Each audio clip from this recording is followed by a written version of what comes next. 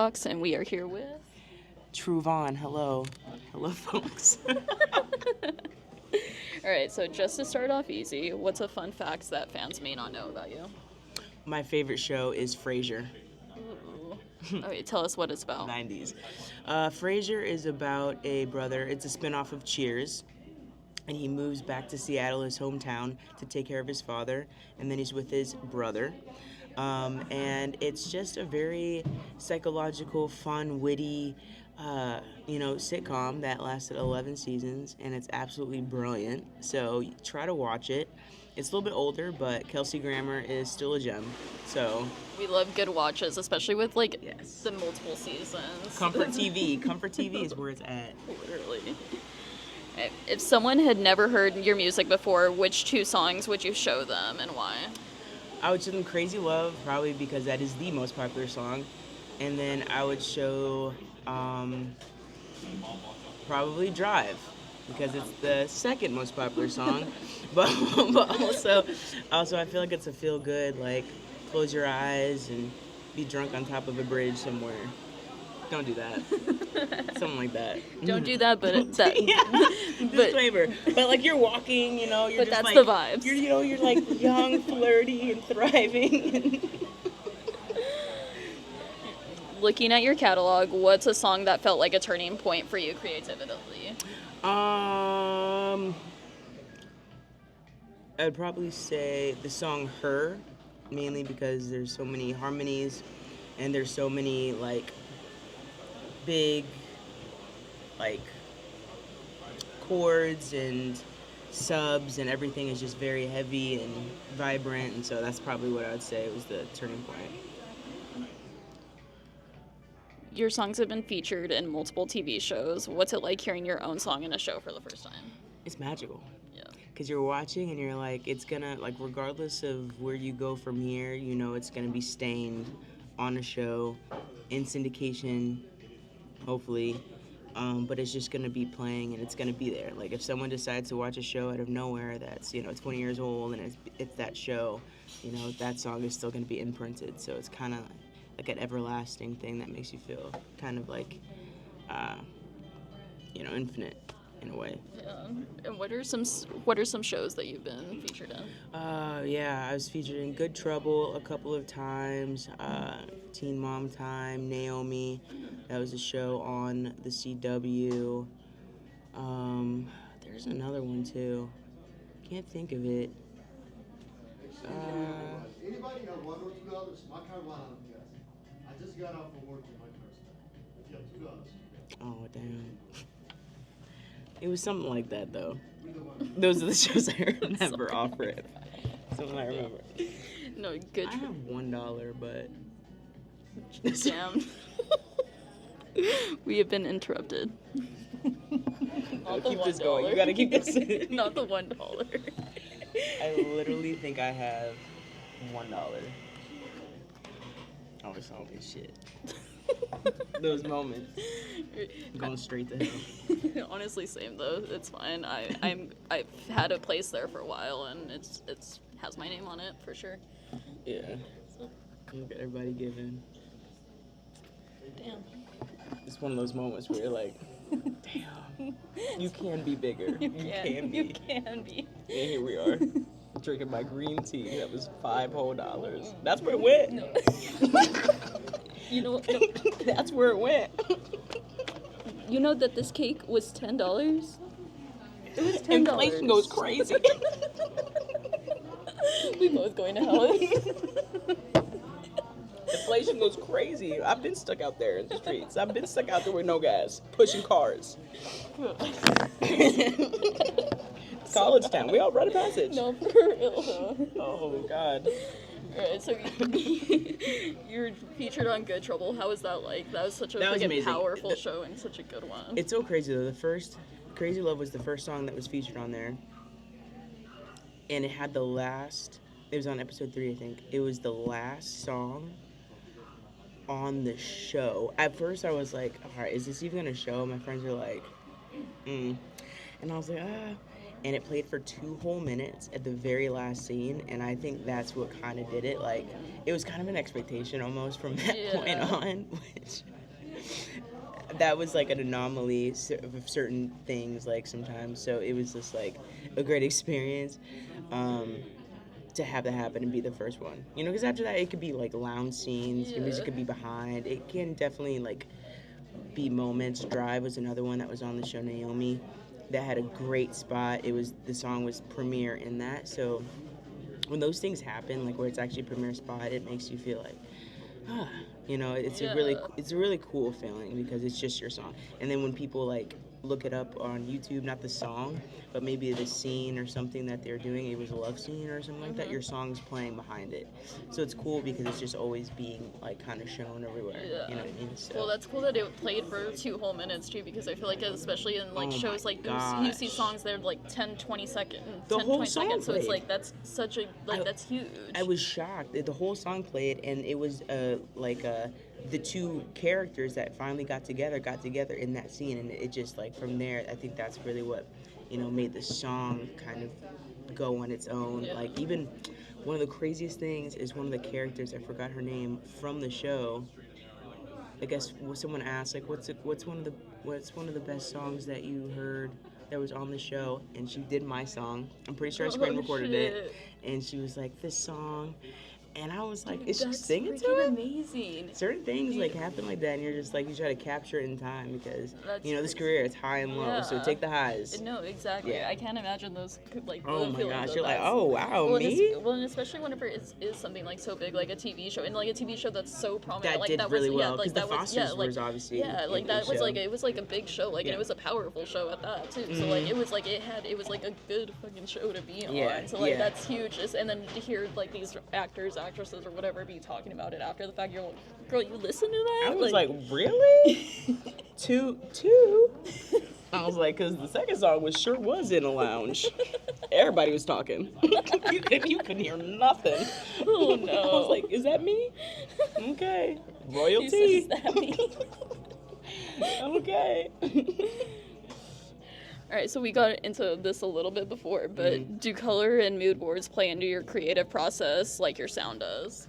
It does. Color, mood boards, the overall theme, aesthetic, just the overall experience that you want them to have, as well as the experience that you want, like, visually. All of that stuff goes together. I think that's why with music videos or anything like that, like, it takes me a while to figure out, like, if we're doing a video or if video's coming out or anything like that, or how it's being done, because it's very important to me for the whole experience to come together. As long as I'm proud of it, like, that's really my main goal. Yeah. Do you feel like the Phoenix music scene has shaped your identity as an artist? Yeah, I feel like when I first moved back here from college, I was doing like beat shows, and I was doing a lot of the underground beat stuff, and that really helped me as like a producer to really find a sound and really shape and cultivate what I was trying to do and what I was trying to like become and kind of move that along forward. So, excuse me. So yeah, I think it definitely did, because I don't think I would have had the same influence. Like my friend Pseudocentric, he's a producer out here, kind of got me into that scene, and then it kind of just evolved from there. So definitely. What's your favorite venue to play at here in Arizona? Probably Valley Bar. Ooh, Valley Bar is it's just a really chill place. I love going backstage. I used to be out there like sipping. I'd be like, all right, let's do this. You know, I'd just be going out. Very comfortable venue. Yeah, that's a fun one. I'm photographing a show there tomorrow, so it's like I love photographing. It's All the Better. Okay. Do you know them? No, but I'm down. No, they're like a teenage band, so they're like they're a little bit younger, but they're really good. Like they've done really cool stuff, so it's cool because I photographed them in Flagstaff last year. Oh, cool. And it was just a part of like a festival or something. But since then, I've photographed them quite a few times. But literally, because they're like younger, they look like babies the first time I photographed them. So it's kind of cool to see like my photographs of them like a year ago and then see my photographs of them like now. Like they just look like they're growing up. And I'm just like, see it progress. that's why I'm like I just feel like a proud aunt, proud gay aunt. See them progress and grow and blossom into the little teens they are.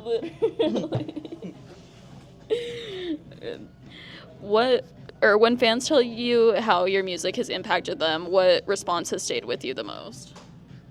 Oh man, literally a couple weeks ago, I had someone hit me up and say, I just want to let you know, this song has gotten me through so many breakups, or this breakup, or a really hard breakup. I think that hits me the most is because like my songs can be sad or emotional, however you want to take it, but I think when people reach out specifically and say this helped me through a breakup, or this helped me just sit and cry and feel the emotion completely and just cry, like I think that always impacts me the most, because sometimes you know I just want to make music where you're out here just crying. Sometimes you just really need to be out here just crying and call it a day. Literally, you know, you need a good song let to do it out. too. You know, and I love that. I love people's responses to that and how, you know, people are really taking the music and how they kind of take it to heart. Like that means a lot to me. So,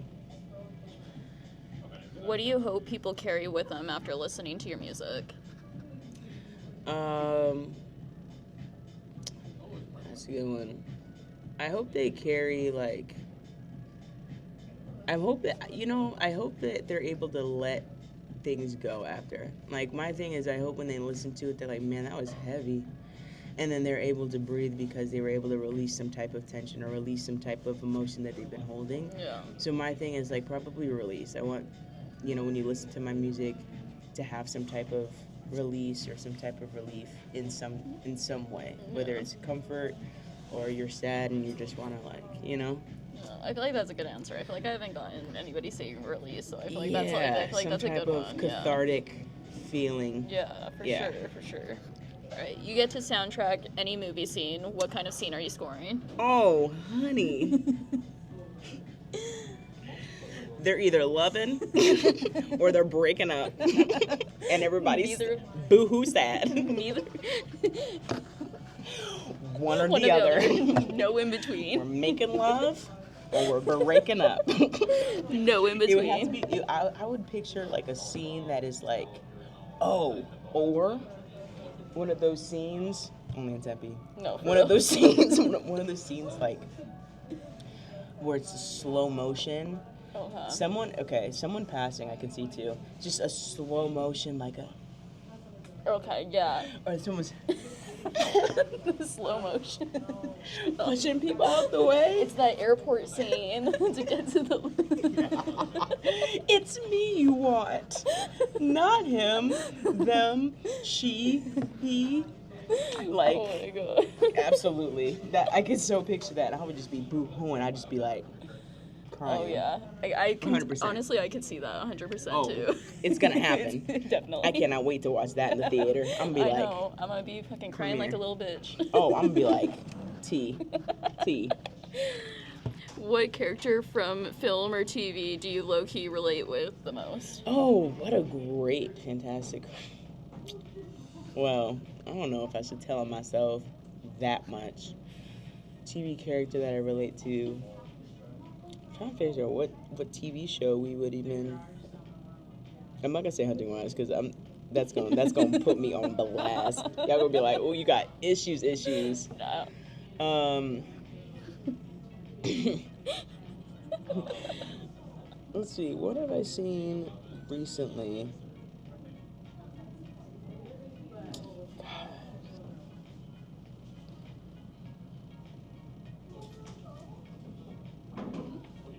No, not Lucifer. Let's go past that, too. Lucifer's great. Lucifer's a great show. Just that avoidant energy of just being like, you want to connect, but you want to be very far away. Mm-hmm. I feel like I can relate to that a lot. Because it's like, you want the connection. You want to feel it. You feel all these things, but you're like, okay. That was great. That was great. I'm going to go stressed home now. Yeah. Being an anxious avoidant myself, I'm just like, woo. That was a Oh, lot. that was a lot. Yeah, I That's need a a lot. drink after that. After that interaction of hello. No, for Okay. real. Where in Phoenix feels like your most creative safe space? Oh man, I would say actually my house. So I have a studio inside my house, and my studio is pretty much, or my house is literally a studio. You have the living room, there is a couch, and everything is built around it. I have multiple TVs, and it's just such a cool like environment where everything is always on. You can always pick up an instrument and just kind of work it out. So I'd probably say that's like my. It's nice having like your space too to Oh be my able gosh, to be it that. took years to build that because it's so funny. Like I remember just starting out with 2 little speakers and a little keyboard, and I had this little itty bitty desk, and that was pretty much it. Like I had to do Yeah. a lot more things, like go out a lot more. But now I have enough to figure it out if there's any issue. Is it a lot easier to like create in your space rather than having to go out like into like another studio kind of thing? Yeah. Yeah. Yeah, like I produce everything. I've always produced everything for my space in my studio, and then I have a great engineer, Andre, that usually just does everything else.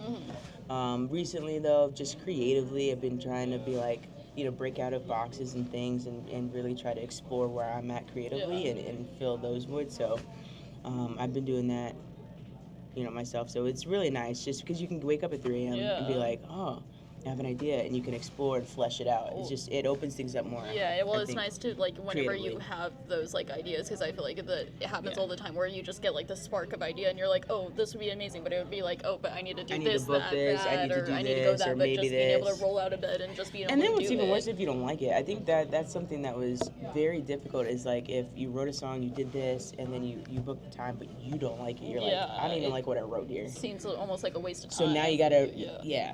there's just a lot to that. So being able to do that, rewrite, Yeah. re-record, and just have that freedom and flexibility to maybe take 24 hours, 48 hours to actually write a song and redo it. And Yeah. it's a lot more flexibility, I think. Yeah, it's probably a lot more like freeing to not having to feel like you're like rushed or feel like, oh, I only have this amount of time to get this finished or whatever. That's honestly, yeah, I think that's probably one of the biggest benefits, 100%. Like, if you could play on any planet, which would it be? I feel like I'm a Saturn, Ooh, okay. or something about Jupiter Okay. feels kind of like. I feel like both of those would be legit. You know what I mean? Yeah, no, I feel like I can see myself that. on some rings. No, that's supposed to say those rings. I feel like that would You go know? for sure. But a Jupiter, I'm not against. Yeah, I think that both of those are great options. So let's I make think it. so, too. Let's make it happen. I think so. Let's make a fake planet and then put me on it. What color do you feel represents your music the Purple. most? Hands down. Ooh, I love purple. that. Purple all day. A deep, dark, dusky ass purple. Just all the moods, all the feels. I love purple. It's such Purples, blues, blacks, that dark, like purple's my favorite color. So like that is definitely. I love that. I love that. I don't think anybody has ever said purple, but that's a good one. I love You know purple. what I'm saying? Yeah, Purple always makes you feel just like pearls are clutched. Yes. You know what I'm saying? Yes. What's your ultimate music flex? In what you've done, or just creative wise? Any flex? any flex that you would basically flex on anybody else for. I think my biggest music flex is maybe just that everything is self-produced.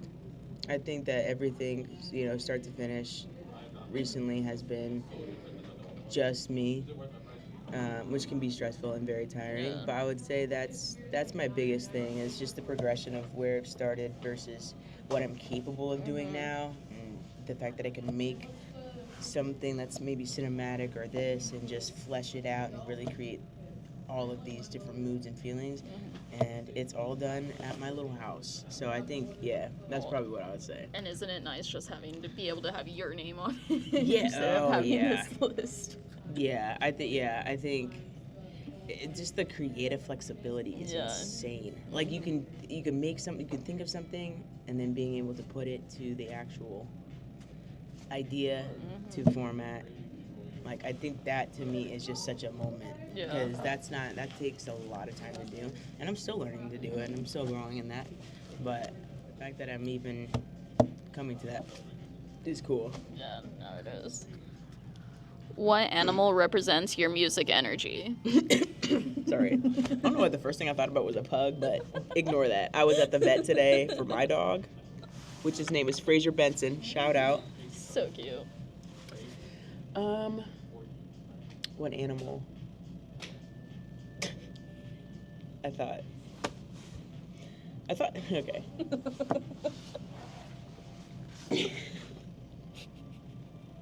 I would say I mean, the first thing that came to mind was a hawk, but I feel like that's not it. I feel like it would be, I don't know why I want to say antelope, but that ain't it either. just in the meadow. Wait, hold on. Speaking of antelope, I need to say, okay, that just brought a memory. So I was in New Mexico like 2 months ago working, because I work with like a nonprofit there, and they have me come out to do photos and stuff. But one of the employees was dead ass serious when she told me that she thought cantaloupe was the animal. In tears. And so she literally, somebody brought out a cantaloupe to like cut it, and she was like, they were saying it's cantaloupe. She's like, what? You're bringing me an animal to eat like that? And like, she was dead. And she really thought she that was was the case. dead serious. But then after that, she also told me that she's gotten kidnapped like 3 times, and the two of the 3 times, one was her aunt. The other 2, I'm just airing out people's teeth, but the other two was, one, somebody was like, hey, I have free ice cream, come to my van, and the ice cream is in my van. Not the milk carton type And thing. then the other one was, hey, my dog is lost, come help me look for my dog. Wait, on a real life basis? Real life. This happened to her twice. And she let that happen to her twice. Oh, man. That with the cantaloupe. It was You know? extra. You know, I wouldn't be lying, or I would be lying if I said that I didn't ask her if she was sure she shouldn't be participating in the program. We're going straight to hell. Like, elevator all the way down. All the way. I already had a spot. I'm already... Sinking. And he's still out there by the angel wings. God damn, Crazy. dude, that's crazy. That was absolutely crazy. All right, final question. You know what? I'm going to say owl. Ooh. Shout out, Tony. But I'm going to say owl. Okay. That, I feel that. An owl's good. I feel like that's a good. Felt that. Especially like Nighttime. owls nighttime. That's what I was saying, nighttime, and I feel like you give that hardcore. Yeah, that's a good one. Owl. Okay. All right, final question. Tell us what's next for you. Upcoming shows, music, what you got going on. Man. The list. You know, don't speak until it's done. But I will say there's a lot of moving pieces right now. Like a lot of things in the air. A lot of things just floating in the abyss right now. That's all I can say. All just a right. lot of things that are in motion that are, you know, just boop. Well, stay tuned. But I will say, no, I won't. A tease over here. No, I won't. All right, well, thank you for being here with us. Well, yeah, thank you for having me. What an exciting time. So many things occurred. A lot of things happened in this 20 minutes. And we learned that we're going to hell very quickly. Very quickly. Very quickly. I don't think there's any other plan.